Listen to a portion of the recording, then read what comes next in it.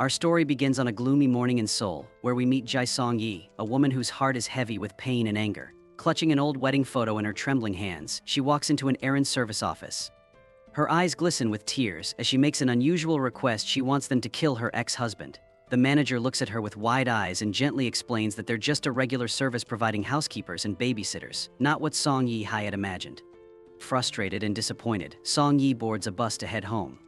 As she sits by the window watching the city blur past, her mind wanders to her recent divorce. There's nothing wrong with being divorced, she whispers to herself, trying to fight back tears. It's not a stain on my life. But even as she tries to comfort herself, memories of where things went wrong flood her mind. The gentle movement of the bus makes her drowsy, and lost in her thoughts, she almost misses her stop. Dragging her feet up the stairs to her apartment, Song-yi finds an unexpected surprise waiting at her doorstep. There stands her sister Yoon-ju, who should be in America, with a young boy Song-yi has never met before. This is Jae, her nephew, whom she's seeing for the first time. Eager to make a good impression, but having no experience with children, Song-yi tries to make funny faces at Jae. The little boy just turns away, finding her attempts childish.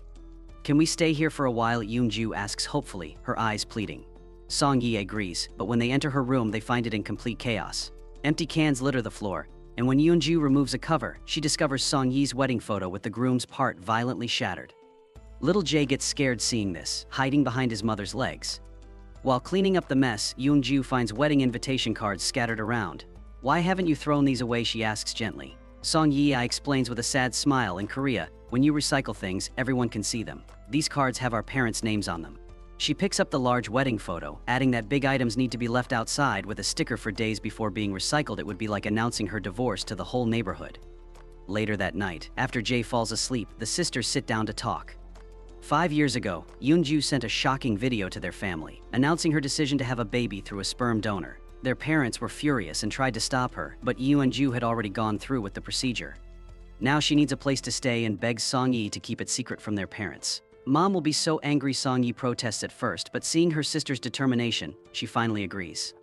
The next morning brings a new challenge for Song-yi, taking Jae to kindergarten. Standing outside the school gates in her black trench coat and sunglasses, she looks so sophisticated that other mothers start whispering among themselves. They assume Jae comes from a wealthy New York family, imagining his mother must be fluent in English. If only they knew Song-yi was actually his aunt, struggling to make ends meet. At the kindergarten, the teacher gives Song-yi a thorough briefing about studies and activities.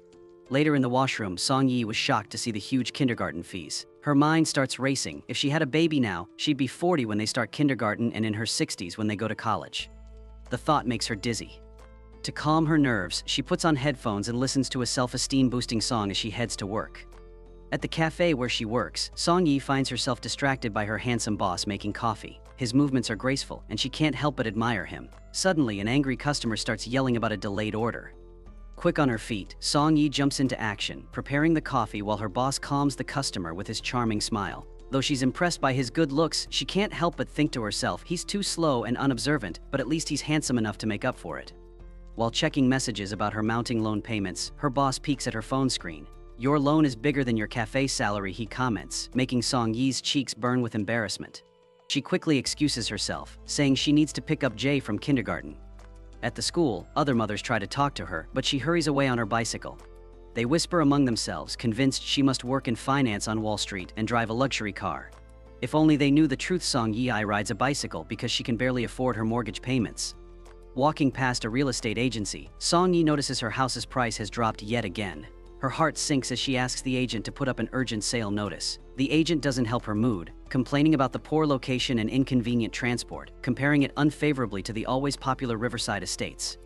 As if fate were playing a cruel joke, Song-yi receives a food delivery order to these very same luxury apartments. When the door opens at the Riverside Estates, Song-yi's heart nearly stops. It's her former best friend, Choi Hana. Thankfully, Song-yi is wearing her delivery helmet, so Hana doesn't recognize her. Panicking, Song-yi runs away so fast she slips and falls in the corridor. As she rushes down the stairs, her heart pounding, she hears someone calling Hana. It's her husband's voice.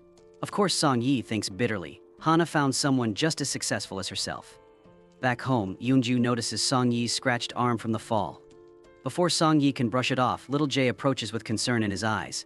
Gently, he blows on the scratch, just like parents do to make their children's injuries feel better. Touched by his sweet gesture, Song-yi pulls him into a tight hug, feeling a warmth she hasn't experienced in a long time. When Yoonju learns about Song Yi's financial struggles, her eyes widen with concern. "How much did you earn today?" she asks, but Song Yi stays silent, embarrassed by her situation. Then Yoonju makes an offer that changes everything. She'll pay for house expenses and half the monthly loan interest if Song Yi reduces her part-time work to take care of Jae instead. Song Yi can hardly believe her ears, and despite her initial protests about the huge amount, she finds herself getting excited about this new arrangement. The next morning starts with Song Yi making breakfast for Jae while Yoonju gets ready for work. The peaceful moment is shattered by a scream from the bathroom. The toilet is overflowing with bubbles. Jae finds it hilarious and tries to play with them, but his mother quickly stops him. Song Yi calls maintenance, only to be frustrated by an automated voice that keeps repeating the same useless phrases no matter what she says. At kindergarten, Song Yi tries her best to avoid other parents, dreading their personal questions. But fate has other plans. Choi Hana recognizes her and calls out her name. Before Song Yi can explain that she's Jae's aunt and a divorcee, Jae comes running, calling out "Mommy!" loudly. Enke. The other mothers beam with interest, and Hana explains they were best friends in middle and high school. Song Yi stands frozen, trapped in a web of misunderstandings she doesn't know how to unravel. Walking home, Song Yi can't help comparing her life to Hana's. Her old friend lives in a luxury apartment with a wealthy husband and kids, while she's just holding her nephew's hand, pretending to be something she's not. Lost in these thoughts, she almost misses Jae's excited gasp when he spots some playground rides in a nearby garden. Though she gently tries to refuse at first, his eager face wins her over. "Just 2 rounds," she says with a smile, watching him rush toward the swings with pure joy. While Jae enjoys the rides, Song Yi asks him about calling her mommy. When he innocently says he doesn't know why he did it, she takes the opportunity to teach him about honesty. "We should never lie," she explains seriously, "because it might hurt others later." Jae looks at her with his big, understanding eyes and puts his small hand on her head, asking with genuine concern, "Did it hurt?" The simple question touches something deep in Song Yi's heart. Their moment is interrupted by a chatty new neighbor who gets excited learning that Jae attends Noble Kids Kindergarten. Jae's perfect English amazes her, and Song Yi explains he grew up in New York. The neighbor becomes instantly friendly, asking Song Yi's age and complimenting how Jae takes after her looks. Just as Jae opens his mouth to tell the truth about Song Yi not being his mother, she quickly covers his mouth and makes an excuse to leave. Later, walking home hand in hand, Jae asks the question Song Yi has been dreading. "Why did you lie?" She tries to explain that she didn't exactly lie, she just didn't clarify the truth. But Jae, clever beyond his years, uses her own words about honesty against her. Looking at each other, aunt and nephew make a solemn pinky promise to always be truthful from now on. Meanwhile, in their luxurious apartment, Choi Hana discusses Song Yi with her husband as their daughter Saya plays nearby. Something seems different about her, Hana muses. Everyone at kindergarten wants to be her friend. Her child speaks perfect English like they lived in New York, but Song Yi was always terrible at English. Her husband teases that maybe Song Yi found a great husband just like him, but Hana can't shake the feeling that something doesn't add up. Back in Song Yi's apartment, she tries to trick Jae into sleeping by inventing a game where they must close their eyes and stay perfectly still. But Jae is too smart for that, seeing through her plan and staying wide awake. His eyes wander to the shattered wedding portrait on the wall, and he asks the innocent question that sends Song Yi's mind spinning back to the past: who is this man? In her memories, Song Yi sees herself 58 days before her wedding, happiness radiating from her face as she sends out invitations to friends. She had bought a house on rent, and though her future husband had already moved in, she had decided to wait until after the wedding to join him. She wanted everything to be perfect, dreaming of a lasting marriage built on love rather than wealth. One day, wanting to surprise her fiancé, she went to clean their new home. But the surprise was on her. She found him kissing his ex-girlfriend right there in their living room. The betrayal hit her like a physical blow, and in her anger, she threw everything she could get her hands on at him. Through tears, she called her parents to cancel the wedding. Her mother's response only made things worse, suggesting she reconsider unless the issue was truly severe. Unable to voice the humiliation she felt, Song Yi never revealed the real reason for canceling. Then came the crushing revelation: because they had registered their marriage early to get a mortgage loan, canceling the wedding would actually mean getting divorced. "You've gone crazy," her mother scolded as Song Yi broke down. "You haven't even lived together yet." At the lawyer's office, Song Yi fought back tears as she tried to argue her case. "How was I supposed to think about taking pictures or videos when I caught him kissing her?" she asked desperately. "I was too shocked, too angry, too embarrassed." But the lawyer remained unmoved. Without evidence, there was nothing he could do about her situation. Returning to the present, Song Yi looks at Jae's innocent face and manages a smile. "He was a nasty person," she tells him simply, "so I had to teach him a lesson." Needing a moment to compose herself, she tells Jae to play alone while she goes to the washroom. Sitting in the bathroom, lost in her memories, Song Yi suddenly notices something strange. There's a sound of running water, and bubbles are beginning to emerge from under her chair.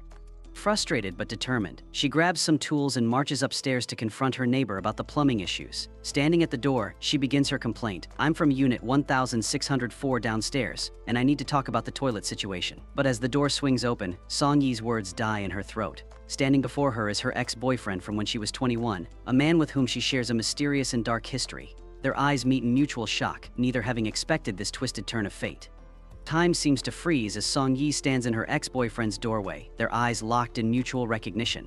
The moment shatters when his wife appears behind him, her presence making the air feel suddenly thick with unspoken history.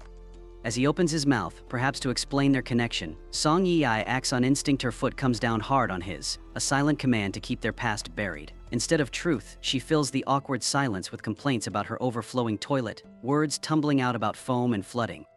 Back in her apartment, the weight of everything finally crashes down. Song Yi collapses onto her floor, frustrated tears flowing freely as she rolls around, occasionally punching the air as if fighting invisible demons. "I just wanted a peaceful life," she whispers to her empty room, her voice catching. "Why is everyone from my past suddenly here?" The universe, it seems, has a cruel sense of humor, gathering all her old acquaintances in this one neighborhood like pieces of a puzzle she never wanted to solve. Morning brings new challenges as Jay stands defiantly in his swimsuit, refusing to change for kindergarten. His small face sets in determination as he declares, "I like it." Song Yi kneels down to his level, adopting the gentle, sing-song voice adults use with children. "But sweetie, your friends might make fun of you." Instead of yielding, Jay's eyes light up with an idea. He'll change clothes if Song Yi agrees to be his mommy from now on. The request hits her like a physical blow, leaving her momentarily speechless as she hurries to help him dress. Having missed the school bus, Song Yi and Jay walk to kindergarten together, her heart heavy with worry about encountering Choi Hana again. She dons her sunglasses like armor, but fate has other plans. In the elevator, they meet her ex-boyfriend's wife, radiantly beautiful even in casual clothes. As the woman apologizes for yesterday's plumbing incident, Song Yi can't help but marvel at how her ex managed to marry someone so lovely. When Jay cheerfully calls out goodbye, the wife naturally assumes he's Song Yi's son. The misunderstanding hangs in the air, but there's no time to correct it. They're already running late. At school, Jay proudly announces to everyone within earshot that Song Yi is his mom. She waves her hands frantically, trying to deny it, but her gestures are misinterpreted as enthusiastic goodbyes to her son. Walking to work afterwards, her mind spins with Jay's behavior, while the kindergarten mothers trail after her like eager puppies, desperate to arrange coffee dates with who they believe is a sophisticated New Yorker. The coffee shop, usually Song Yi's safe haven, becomes another stage for complications when the kindergarten mothers arrive unexpectedly. Their excited gasps at finding her behind the counter make her stomach drop, but before she can stammer out an explanation, her handsome boss steps in like a knight in shining armor. "What else can I help you with, Ma?" He asks her loudly, cementing their misunderstanding. Song Yi's protest dies on her lips as he gently guides her to sit with the mothers, his kind eyes silently promising to handle everything. Watching her boss serve coffee to the chattering mothers, Song Yi marvels at his natural grace. The women introduce themselves as the Alasha Group, a name crafted from their initials, their voices warm with invitation. Yet beneath their friendly smiles lies an eager desperation. They want their children to learn English from Jay, and Song Yi is their ticket to that dream. She sits there feeling like a fraud, each compliment about her supposed New York life another brick in the wall of lies being built around her. Meanwhile, in her sleek office across town, Choi Hana stares at her phone, her heart clenching at the group chat photo showing Song Yi laughing with the other mothers. The herd of unreturned messages mingles with a deeper pain watching her once best friend seeming to fit so easily into a world Hana herself has never quite mastered, despite her apparent success. When the mothers finally leave, they float out without opening their designer purses, assuming the owner will cover their bill. Song Yi's hands shake slightly as she counts out her own money to pay. Her boss approaches with apologetic eyes, explaining he was overwhelmed with customers. "Why did you say I was the boss?" she asks softly. His answer comes with a gentle smile. Sometimes people need a little help believing in themselves. After work, a harsh note on her door about a stroller in the common area makes Song Yi's shoulders slump. "Everyone here is so abnormal," she mutters, dreaming of moving away. The universe seems to mock her again as the neighbor from across the hall nearly trips over the very same stroller, his angry threats about moving out adding another crack to her already fragile day. The supermarket should have been a simple errand, but spotting Choi Hana turns it into an elaborate dance of avoidance. Song Yi ducks behind displays and scurries through aisles, her heart pounding like a teenager playing hide and seek. She's almost free when she spots Jay's favorite rice puffs. The moment she reaches for them, she feels Hana's eyes on her from the next aisle. Before she can flee, Hana's voice rings out, "Why are you avoiding me?" A sudden groan of pain from Hana stops Song Yi in her tracks. Years of friendship can't be erased by time her feet move before her brain can object, carrying her to Hana's side. "Are you okay?" The words slip out filled with genuine concern. Hana's hand catches hers, warm and familiar. "I'm fine," she says, "but we need to talk." Though Song-yi protests about being in a hurry, both women know this conversation is long overdue. They find themselves on a bench outside, the afternoon sun painting everything in gentle gold. 10 years stretch between them like an ocean, making even simple questions feel weighted with history. "Why didn't you invite me to your wedding?" Hana asks, her voice soft with old hurt. Song-yi deflects with a sad smile. "You didn't invite me to yours either." Looking at her old friend's perfectly put together life, she adds quietly, "Your life seems so perfect," but Hana's response comes with unexpected weariness. "We're just mothers now. That's all." The conversation shifts when Hana starts questioning Song-yi's supposed life in New York. Her words come out sharp with judgment. "It would be better to live there than send a child to an English kindergarten here. Didn't your husband's company provide any benefits?" Each question feels like a tiny arrow, reminding Song-yi why their friendship fell apart. That old familiar tone, always seeming concerned while making others feel small and inadequate.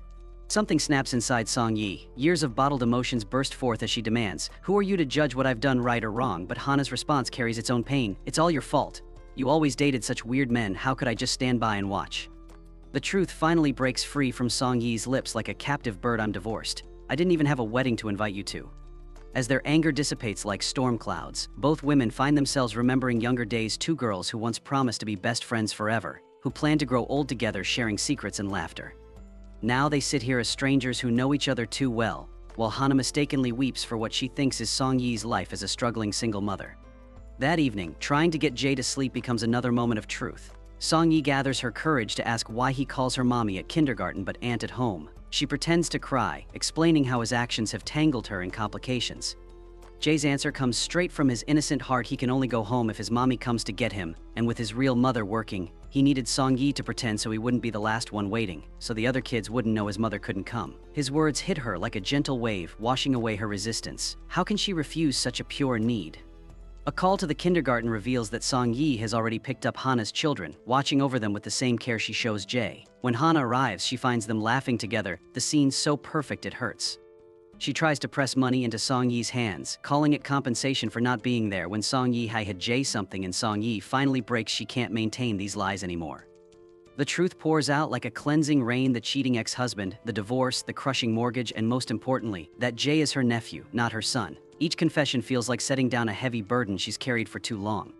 Instead of judgment, she finds understanding in Hana's eyes, along with an explanation of the neighborhood's true nature, how these seemingly harmonious mothers hide their own wars behind perfect smiles. As they walk outside together, their children playing ahead of them, they spot one of the mothers returning items from her earlier group chat shopping spree. Song-yi smiles, a real smile this time, as she realizes something profound. "I thought I was the only outsider here, but we're all just pretending to be perfect while hiding our struggles." The day ends with one final twist: a late-night call from her ex-boyfriend, his whispered words about his sexless marriage making her stomach turn. As she hangs up the phone, Song-yi realizes that sometimes the hardest part of growing up is learning to face your past without letting it define your future.